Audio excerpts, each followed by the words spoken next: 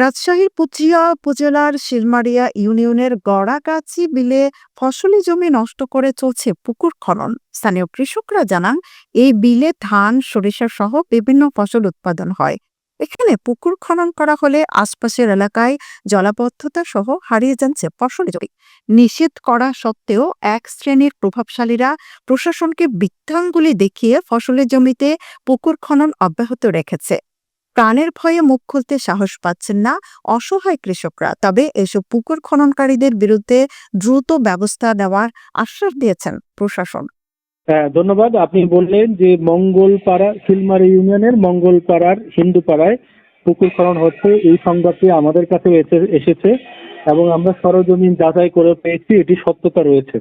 এরই পরিপ্রেক্ষিতে গতকাল 10ই ডিসেম্বর আমাদের সহকারী কমিশনার ভূমি পুঠিয়া জনাব জাবাসির বসাক, সে পুলিশ সঙ্গীয় ফোর্স নিয়ে এখানে মোবাইল কোর্ট পরিচালনার উদ্দেশ্যে যায়।